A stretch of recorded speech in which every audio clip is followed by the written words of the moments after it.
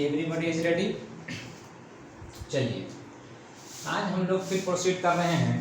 Last day जो हम लोगों ने देखा था गॉस थ्योरम और उसका एप्लीकेशन, लास्ट पीरियड में हमने देखा था वन एप्लीकेशन गॉस थ्योरम का, one application to find the electric field due to a long thin charge straight conductor.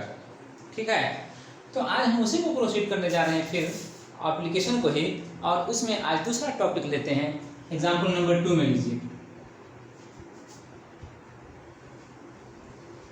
Find an expression of electric field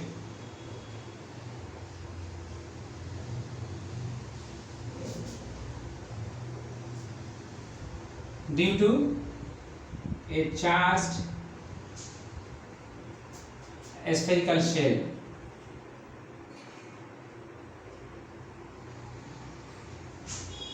जी, ये चार्ज स्फेरिकल शेल हम लोग आज इस पर डिस्कस करेंगे। तो ड्रा ए रफली figure of a spherical shell. वो शेल हमारे पास चार्ज रहेगा, उस चार्ज को हम लोग दिखाएंगे इस तरह से।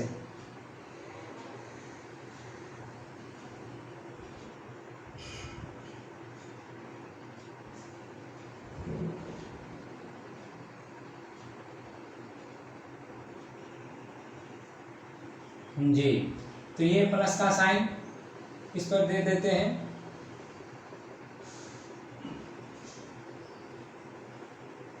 ये चार्ज इस स्फेरिकल शेल पर ये चार्ज है। अब चार्ज कितना है वो हमारे पास एक सिंबल से ही इंडिकेट करने वाला है, मैटर क्यू। ठीक है, लेकिन अब इस चार्ज शेल की वजह से किसी पॉइंट पर कितना इलेक्ट्रिक फील्ड होगा हमें वो कैलकुलेट करना है, और जो होगा वो हमारे पास एज एन एक्सप्रेशन आएगा। एक्सप्रेशन ही हमें डिराइव करना है। ठीक है, लेकिन किस पॉइंट पर इलेक्ट्रिक फील्ड हमें फाइंड आउट करना है ये हमारे लिए नोन नहीं है। इस चार्ज स्फेरिकल शेल की वजह से पॉइंट कौन सा है जहां पर इलेक्ट्रिक फील्ड हमें फाइंड आउट करना है वो नोन नहीं है। तो उसके लिए हम पॉइंट को जितने भी पॉसिबल वेज हो सकते हैं उसमें हम उसे काउंट करेंगे।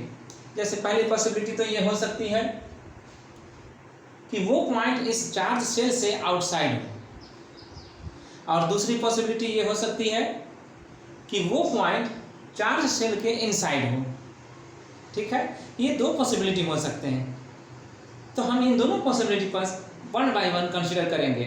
Let us first take the point is outside the shell. ठीक है,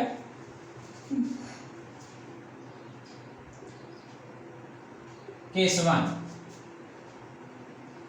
when the point P is outside the shell। अब आउटसाइड द शेल है तो वो पॉइंट हमें इसमें फिगर में दिखलाना होगा, शो करना होगा। चलिए इस पॉइंट को हम यहां पर शो कर देते हैं। ठीक है, ये पॉइंट P यहां पर। अब इस पॉइंट को हम लोग शो कर रहे हैं जब, तो इस पॉइंट से होकर के पास करने वाला एक गॉसियन सरफेस होना चाहिए, ताकि वो गॉसियन सरफेस के अंदर कितना चार्ज आ रहा है हम उस पर डिस्कस कर सकें। ठीक है, तो इसके लिए हम एक डॉटेड सरफेस तैयार करेंगे।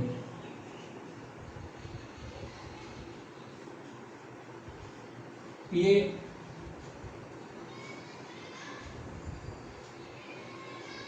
सरफेस आपका ये मान ली हो गया, ये गॉसियन सरफेस है S।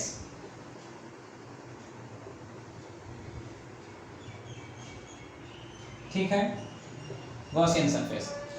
अब इस सरफेस के अंदर ये सारा का सारा चार्ज है ना, तो ये सारा का सारा चार्ज अगर इस सरफेस के अंदर है तो अब इस चार्ज की वजह से कितना फील्ड पास आउट हो रहा है इस सरफेस से, हम उसका फील्ड का, उस फील्ड का हम फ्लक्स निकालें और निकालने के बाद गॉस थ्योरम से जो स्टेट करता है फ्लक्स के लिए, हम उसको इक्वल कर दें इसके, और इक्वल करने से तब हमें एक इक्वेशन मिलेगा इलेक्ट्रिक फील्ड ई में, और वो इक्वेशन हमें इलेक्ट्रिक फील्ड ई का एक्सप्रेशन रिजल्ट में दे देगा।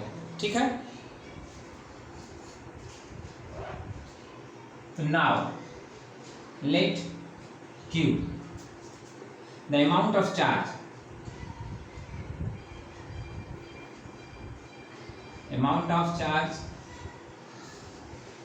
on the shell,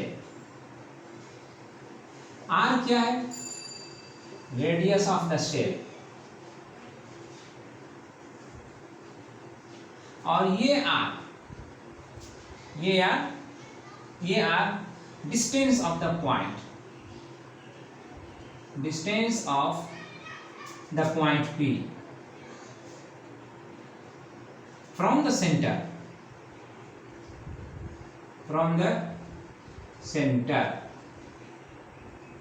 O। तो ये सेंटर है स्फेरिकल शेल का, और यहां से इस पॉइंट को मिला दीजिए, ये R हो गया, ये सेंटर हो गया O।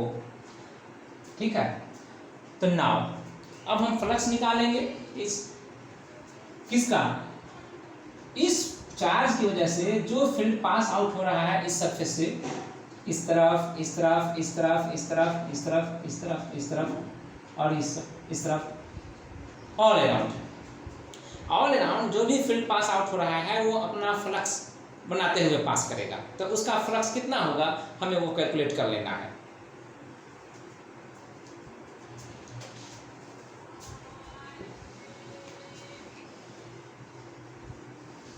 ठीक है, अब हम इस फील्ड पे, जिस फील्ड पे डिस्कस करने वाले हैं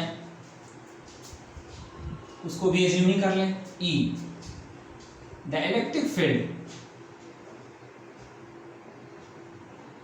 एट P, ठीक है, कहां पर, एट P पर, टू बी फाउंड, जहां पर हमें पता करना है, हमें पता है नहीं, पता करना है, टू बी फाउंड। नाउ अब इस सरफेस पे जहां पर हमें पता करना है कि वो फ्लक्स कितना बनाता हुआ पास करेगा, तो फ्लक्स पता करने के लिए हमें एक एरिया चाहिए जिससे हम ये कह सकें कि इस इतना एरिया से कितना पास कर रहा है इलेक्ट्रिक फील्ड। तो जितना पास कर रहा है उसको मल्टीप्लाई कर दें, और मल्टीप्लाई करने के बाद हम उसका फ्लक्स को कह दें। ठीक है, द एलिमेंट्री, अब इसके लिए लिखेंगे elementary E flux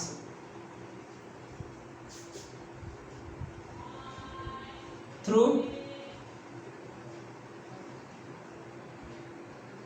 the small area del A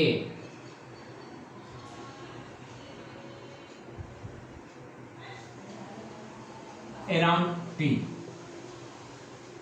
on S dash। जी, ये डेल ए क्या है, ये डेल ए सरफेस एरिया है। ठीक है, सरफेस एरिया, तो ये सरफेस एरिया कहाँ पर हम ले रहे हैं, P पर, P के चारों तरफ, और P कहाँ है, ये गॉसियन सरफेस S पर है। तो गॉसियन सरफेस S पे ये पॉइंट P है, और उस पर हम एक डेल ए ले रहे हैं, स्मॉल एरिया, तो वो हम यहाँ पर अब लेते हैं लाइक दिस। ठीक है, तो ये एरिया जो आया वो एक डेल ए हो गया, तो इसका डायरेक्शन किस तरफ रहेगा, ये है, और इस पर फील्ड किस तरफ रहेगा, तो इस सरफेस एरिया पे फील्ड भी रहेगा इस तरफ, यहाँ से पास आउट हो रहा है तो रेडियली आउटवर्ड होगा E, और इसलिए हम कह सकते हैं कि E और A दोनों के बीच का एंगल कितना बनेगा, यस 0 डिग्री। ठीक है, तो ये 0 डिग्री, तो here theta equal to 0 degree, the angle between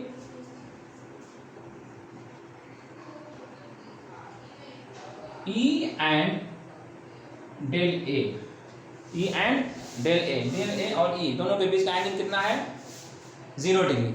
देखिए पॉइंट मैंने लिया लेफ्ट साइड, लेना चाहिए था राइट साइड। सपोज अगर राइट साइड ले लेते, चलिए क्यू को यहाँ पर लिख देते हैं, ठीक है। अगर हम राइट साइड लेते ये पॉइंट इसके अपोजिट यहाँ, तो इस पर ये एरिया यहाँ पर आया, तो इस पॉइंट से इसको बुलाइएगा तो इसका फील्ड का डायरेक्शन जो इस चार्ज की वजह से फील्ड निकलेगा, वो फील्ड जाएगा किस तरफ, राइट वन, यही ना। और यहाँ पर जो डेल ए हम ले रहे हैं, ये डेल ए, ये इतना एरिया है ये पूरा, तो डेल ए अगर हम ले रहे हैं तो इसका डायरेक्शन किधर होगा, तो वो भी राइट वार्ड ही। तो डेल ए और इलेक्ट्रिक फील्ड ई दोनों के बीच का एंगल यहाँ पर थीटा कितना बनेगा, 0 डिग्री। यस, तो 0 डिग्री बनने के बाद अब हम यहाँ कह रहे हैं कि थीटा इक्वल टू 0 डिग्री, किसके बीच में, ई और डेल ए के बीच में।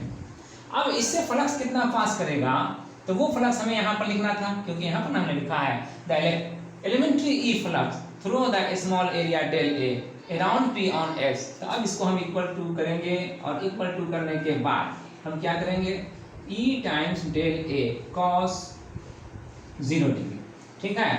अब ये तो हुआ है रीजन, हमने 0 डिग्री क्यों लिया। अब इसको हम स्मॉल डेल फाई ले सकते हैं, क्योंकि स्मॉल एरिया से पास करने वाला इलेक्ट्रिक फील्ड है तो स्मॉल फ्लक्स ही बनाएगा। स्मॉल फ्लक्स को हम डेल से यूज करके इंडिकेट करते हैं, डेल फाई ई। अब del phi E equal to कितना हो जाएगा, यहाँ पर cos 0 का वैल्यू तो सब जानते हैं 1, तो 1 को हम इससे मल्टीप्लाई करेंगे तो कितना होगा, ई टाइम्स डेल ए, यही होगा, ठीक। अब ऐसा एरिया इस पूरे गॉसियन सरफेस पे बहुत सारा लिया जा सकता है, जितना हम चाहें ले सकते हैं। तो सबसे होकर के फ्लक्स कितना पास आउट करेगा तो वो भी हम निकाल सकते हैं, और वो फ्लक्स भी होगा तो ई टाइम्स डेल ए, यही ना होगा। अगर ये भी यही होगा तो फिर सभी फ्लक्स का हम सम अगर करें तब कितना होगा, तब तो टोटल फ्लक्स निकल जाएगा इस सरफेस से होकर के। तो अब हमारा काम है टोटल फ्लक्स को फाइंड आउट करना।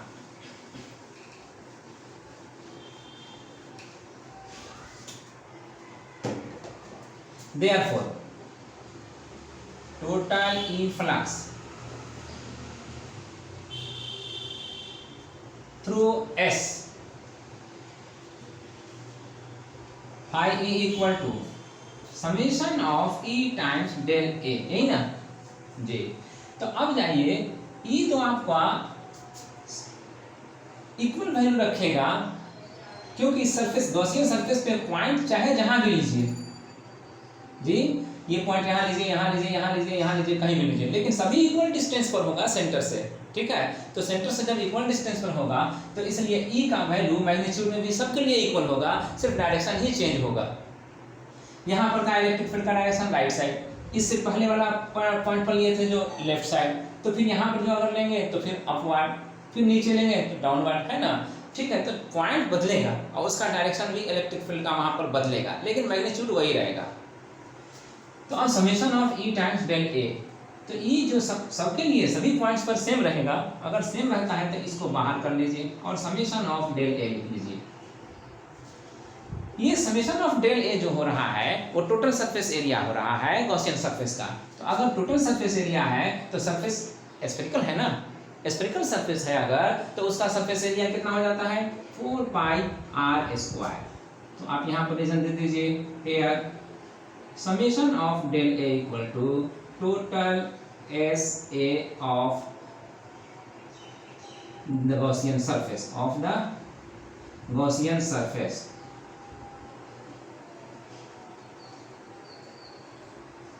और वो कितना होगा, 4 पाई आर स्क्वायर, ठीक है। Radius of the Gaussian surface is r। तो इसलिए आप ये अब इलेक्ट्रिक फ्लक्स कह दें E times 4 pi R square. तो ये आप तो बाय डेफिनेशन आपने निकाला है। गॉस का स्टेटमेंट क्या था, गॉस का स्टेटमेंट था कि जितना गॉसियन सरफेस के अंदर या क्लोज सरफेस के अंदर चार्ज होगा उस चार्ज का 1/ε0 टाइम्स, ठीक है, 1/ε0 टाइम्स। तो हम अब इसको गॉस थ्योरम को यूज करते हुए यह कह सकते हैं कि इस सरफेस एस से होकर टोटल फ्लक्स कितना पास आउट होगा, but total E flux through S by Gauss theorem.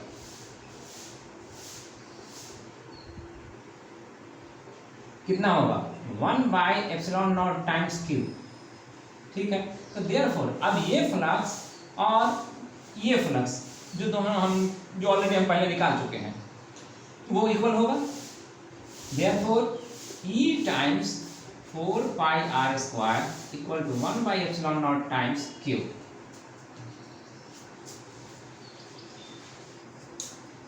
अब अगर हमें यहाँ पर E को फाइंड आउट करना है तो इसके लिए 4πr² को राइट साइड लाना होगा, तभी तो ये सेपरेट हो सकेगा। तो अगर ये सेपरेट हो सकेगा तो इसलिए 4πr² जब राइट साइड लाएंगे तो हमें 4π के साथ ε0 लिखने में कोई दिक्कत नहीं है, और r² को q के नीचे डिनोमिनेटर बना करके लिखने में भी कोई दिक्कत नहीं है। तो 1/4πε0 टाइम्स q/r² ये इलेक्ट्रिक फील्ड होगा उस पॉइंट पर, जिस पॉइंट को हमने सेलेक्ट किया था इलेक्ट्रिक फील्ड पता करने के लिए। तो ये एक एक्सप्रेशन हो गया इलेक्ट्रिक फील्ड का।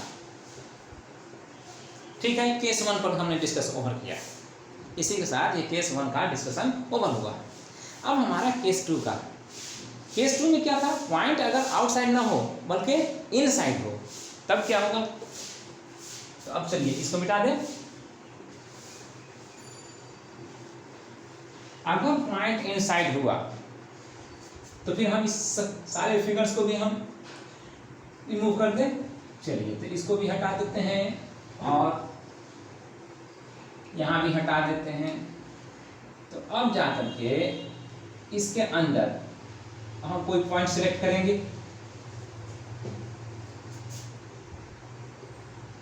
है ना। चलिए तो केस 2 यहाँ पर लिख दिया जाए। When the point is inside, point P is inside the shell। ठीक, तो पॉइंट P अब हम कहाँ चुने, यहाँ पर चुन लें। चलिए यहाँ पर चुन लिया पॉइंट P।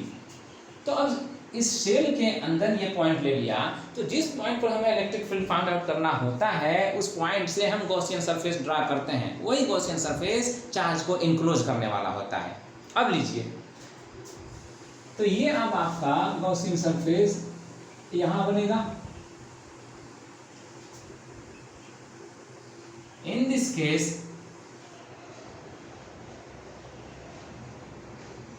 ये एस लिख दीजिए। The Gaussian surface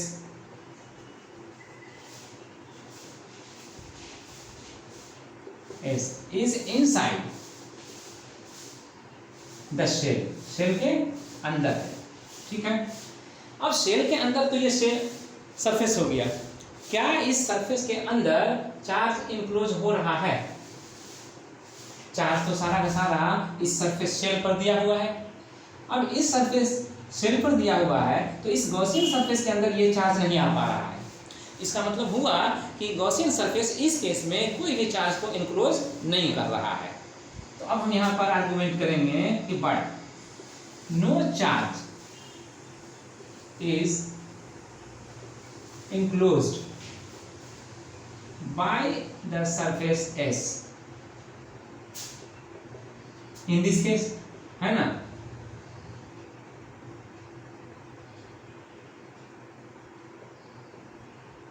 यस, तो देयरफॉर Q इक्वल टू यहाँ पर 0, Q इक्वल टू 0, और जब Q इक्वल टू 0 तो इसलिए फ्लक्स कितना होगा 1 times 0, that 1/ε0 times 0 equal to 0 by Gauss theorem,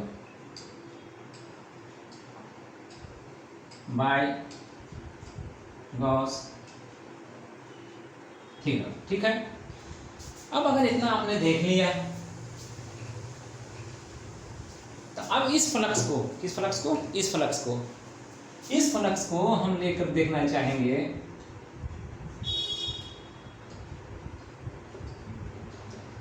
zero, लेकिन हम ऑलरेडी निकाल चुके हैं, हम ऑलरेडी क्या निकाल चुके हैं, फ्लक्स बाय डेफिनेशन कितना E times 4πr², therefore 4πr² times E equal to 0। तो इसलिए अब ये तो सरफेस एरिया था और ये इलेक्ट्रिक फील्ड था, और अब यह कह रहा है यहाँ इस दोनों एक्सप्रेशन का मतलब यह हुआ कि ये दोनों का प्रोडक्ट राइट साइड में क्या बता रहा है, जीरो। दो क्वांटिटी का प्रोडक्ट अगर जीरो होता है तो आप में से कोई कह सकते हैं कि दोनों में से कौन जीरो होगा? दोनों में से कोई भी जीरो हो सकता है, लेकिन अगर दोनों में से कोई भी जीरो हो सकता है तो क्या इसमें से इस एक्सप्रेशन में यहाँ पर ई जीरो हो सकता है? क्या 4πr² जीरो हो सकता है? चलिए आपने ठीक कहा, 4πr² जीरो नहीं हो सकता क्योंकि ये सरफेस एरिया है। तो जो इंक्लोजर है ये सरफेस एरिया जीरो नहीं रख सकता है। तो जब जीरो ये नहीं रख सकता है तो अब एक ही पॉसिबिलिटी बचती है ई, यही जीरो हो सकता है। तो इसलिए E इक्वल टू जीरो, यहाँ पर लिखिए at 4πr² can not be zero. ठीक है, तो इसलिए electric field inside the shell will be nothing, कुछ नहीं होगा, विल बी जीरो। ठीक है, so in this case no field will exist inside the shell.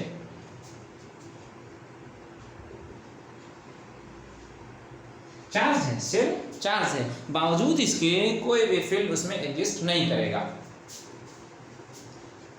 चलिए यहाँ पर अब इससे पहले कि हम इसे कंक्लूड करें, क्योंकि हमारा दोनों केस ओवर हो चुका है, एक रिमार्केबल पॉइंट मैं बता दूं आपको।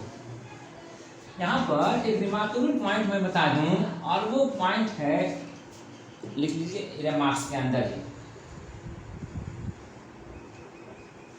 ये शेल तो था ना चार्ज्ड, मान लीजिए शेल नहीं हो, कोई सॉलिड स्फीयर हो, तब अगर सॉलिड स्फीयर रहेगा तो उस केस में चार्ज जो होगा वो सरफेस पे नहीं रहेगा।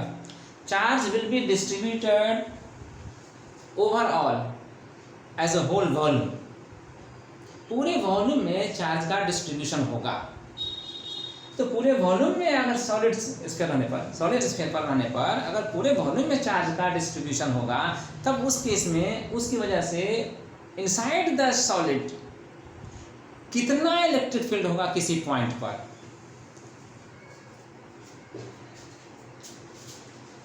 अब लीजिए, when the shell is replaced by a charged solid sphere, जी सॉलिड स्फीयर से अगर रिप्लेस कर दिया जाए तब ये यहाँ पर बना लीजिए इसे। ठीक है, अब चार्ज कहीं सरफेस पे नहीं है यहाँ पर, अब चार्ज थ्रूली इस पूरे वॉल्यूम में डिस्ट्रीब्यूटेड है। ठीक है, अब तब जाकर के हमें पता करना है कि इसके अंदर किसी पॉइंट, जैसे यहाँ पर ये पॉइंट ले लिया जाए P, इसके अंदर एक पॉइंट P पर कितना इलेक्ट्रिक फील्ड होगा। तो लीजिए यहाँ से सेंटर से इसका डिस्टेंस मान लीजिए R। तो इन this case let R the distance of point P from the center। ठीक है, और इसलिए यहाँ जो गॉसियन सरफेस हम ड्रा करेंगे, तो अब इस केस में तो चार्ज इस सरफेस के अंदर आ जाएगा, है ना, इस सरफेस के अंदर चार्ज आ जाएगा। तो जब चार्ज आ जाएगा तो कितना आएगा, ये चार्ज वेरिएबल होगा या कांस्टेंट रहेगा? चार्ज होगा वेरिएबल। ठीक है, चार्ज वेरिएबल होगा क्योंकि ये डिस्टेंस R वेरिएबल है, यहाँ से लेकर यहाँ तक में कहीं पर भी ये पॉइंट हो सकता है, इसलिए R वेरिएबल है। तो जब R वेरिएबल है तो उसमें आने वाला चार्ज भी वेरिएबल होगा। चार्ज को हम लोग कैसे निकालेंगे? तो यहाँ पर मान लीजिए कि चार्ज हमारे पास पर यूनिट वॉल्यूम, हम इसमें पूरा सॉलिड है ना, तो सॉलिड होने की वजह से हम इसमें पर यूनिट वॉल्यूम चार्ज देंगे, पर यूनिट वॉल्यूम रूल। इसलिए if rho the amount of charge, the amount of charge per unit volume of the solid. Solid के पर यूनिट वॉल्यूम में चार्ज कितना है, रो। तो इसलिए उतना वॉल्यूम में जो आर रेडियस का वॉल्यूम होगा उतने रेडियस वाले वॉल्यूम में कितना अमाउंट ऑफ चार्ज आएगा। तो इसलिए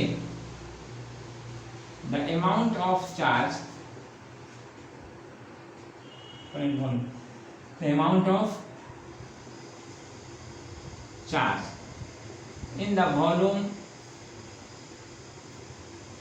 4π/3r³, ठीक है, कितना हो जाएगा, इक्वल टू, तो 4π/3r³, इस वॉल्यूम को मल्टीप्लाई कर दीजिएगा किससे, रो से। पर यूनिट वॉल्यूम तो यही ना चार्ज है, तो पर यूनिट वॉल्यूम चार्ज यही है, तो इतना वॉल्यूम कितना चार्ज रखेगा ये निकाल देगा। तो इसलिए आपका Q डैश निकल गया, ये Q डैश उसके अंदर रहने वाला चार्ज निकल गया। तो 4π/3r³ रो, ठीक ना, ठीक। अब फ्लक्स कितना पास हो रहा था ये हम निकाल सकते हैं, फ्लक्स कितना पास हो रहा था, तो इसलिए, और इस पॉइंट पर फील्ड कितना था ये हमें निकालना था। तो फील्ड कितना था ये निकालने के लिए यहाँ पर फील्ड का डायरेक्शन ये ले लेंगे ई। तो अब इस पे एरिया से पास होने वाला, इस इतना स्मॉल एरिया ले लें, तो इस एरिया से पास करने वाला इलेक्ट्रिक फील्ड का फ्लक्स कितना बनेगा, तो जो बनेगा उसी फ्लक्स को हम ऐसा ऐसा एरिया बहुत सारे लेकर के इस पर से निकालें और सबको ऐड कर दें, तो टोटल इस गॉसियन सरफेस से होकर निकलने वाला, पास आउट होने वाला फ्लक्स निकल जाएगा। चलिए, तो समेशन यहीं पर ले लेते हैं, therefore find E times 4πr², E times, चलिए, E टाइम्स डेल ए, यस, यहाँ पर डेल ए लिखेंगे, ये एरिया कितना है, डेल ए, तो डेल ए है। तो यहाँ पर एंगल कितना होगा दोनों का, यहाँ पर एंगल जो होगा वो 0 होगा दोनों के लिए, ठीक है। तो अब इसलिए ये इक्वल होगा, टोटल फ्लक्स हम ले रहे हैं इसलिए समेशन, और तब ये टोटल फ्लक्स कितना बराबर होगा, by Gauss theorem 1/ε0 times Q dash, क्योंकि यहाँ पर Q डैश है चार्ज जो हम यहाँ पर निकाल रहे थे। तो नाउ अब E times summation of del A equal to 1/ε0 times Q dash का वैल्यू पुट अप कर दिया, रिप्लेस कीजिए 4π/3r³ रोज, और तब इसलिए total surface area of the enclosure अगर होगा तो स्फेरिकल ही, तो इसका हम सरफेस एरिया 4πr² तो लिख ही सकते हैं, और तब इसलिए 1/ε0 टाइम्स 4π/3r³ और रो, ठीक है। 4π से 4π कैंसिल, और इसलिए E का value 1/ε0 times r³ rho by r² times 3, ठीक है। ये r² ऊपर जाएगा तो उसका सब्ट्रैक्शन होगा पावर का, तो अब इसलिए हम लिख सकते हैं E equal to 1/3ε0 times r times rho, ठीक है, यस। तो ये आपका एक्सप्रेशन हो गया 1/3 टाइम्स। तो फाइनली आप लिख लीजिए E equal to r⍴/3ε0, yes. Solid sphere के केस में कितना फ्लक्स, कितना इलेक्ट्रिक फील्ड होगा किसी पॉइंट पर इनसाइड द सॉलिड, तो उस केस में ये फील्ड इतना होगा, दिया जाएगा। नेचुरली r का वैल्यू चेंज करेगा, फील्ड का वैल्यू चेंज करेगा, इस पर भी ध्यान रखना है, और इस रो के वैल्यू पर भी ध्यान रखना है कि अगर ये रो पर यूनिट वॉल्यूम चार्ज है ना, तो पर यूनिट वॉल्यूम चार्ज का अमाउंट कम रहेगा तो फील्ड भी कम होगा, इसका अमाउंट ज़्यादा रहेगा तो फील्ड भी ज़्यादा रहेगा, और ये नीचे डिनोमिनेटर कांस्टेंट है, इस पर कोई इफेक्ट नहीं पड़ता है, ठीक है। चलिए, अब इसी को आपको प्रैक्टिस करना है, you do practice for the next class, I shall discuss something more, ठीक है।